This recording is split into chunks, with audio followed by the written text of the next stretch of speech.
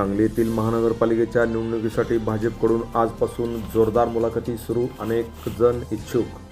सांगली महानगरपालिकेसाठी भाजपच्या वतीने आज सर्किट हाऊस शेजारी पाटीदार भवन येथे भाजपच्या वतीने मुलाखती घेण्यात येणार असल्याची माहिती शहर जिल्हाध्यक्ष प्रकाश ढंग यांनी दिली.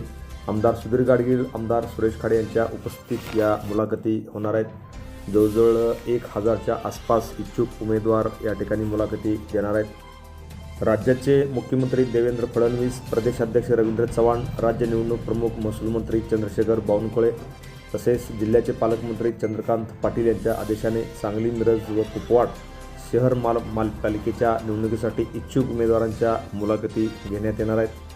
आमदार सुरेश खाडे, आमदार सुधीर गाडगीळ, प्रदेश उपाध्यक्ष महापालिका निवडणूक प्रमुख शेखर इनामदार, पश्चिम महाराष्ट्र संघटक मकरंद देशपांडे व जिल्हा शहराध्यक्ष प्रकाश डंग यांच्या समितीमार्फत या मुलाखती येणार आहेत.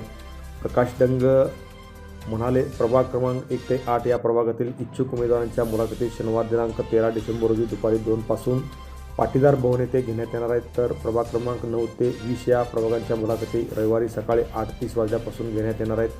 प्रभाग क्रमांक 1 ते 8 मधील भाजपाच्या इच्छुक उमेदवारांनी शनिवारी पाटीदार भवन येथे मुलाखतीसाठी उपस्थित राहावे असे आवाहन त्यांनी केले आहे. महापालिका निवडणुकीत भाजपच्या उमेदवारासाठी इच्छुकांची अक्षरशः मोठ्या प्रमाणात गर्दी होताना दिसत आहेत. 78 जागांसाठी 20 प्रभागामधून तब्बल 1000च्या आसपास इच्छुकांचे अर्ज पक्षाकडे आले आहेत. सर्वाधिक 70 इच्छुकांचे अर्ज प्रभाग क्रमांक 14 गावबाग सांगलीमधून आले आहेत. तर सर्वात कमी 12 इच्छुकांचे अर्ज प्रभाग क्रमांक 13 सांगलीवाडीमधून आलेले आहेत. त्यामुळे एकंदरीत सांगली, मिरज, कुपवाड महानगरपालिकेच्या रणधुमाळीला आता जोरदार सुरुवात झालेली आहे. त्यामुळे इच्छुक उमेदवारांनी आता गुडघ्याला बाशिंग बांधून शड्डू ठोकलेला आहे. त्यामुळे आता जोरदार मुलाखतीला या ठिकाणी सुरुवात झालेली आहे. सुभाष पाटील, TV1 मराठी न्यूजसाठी सांगली.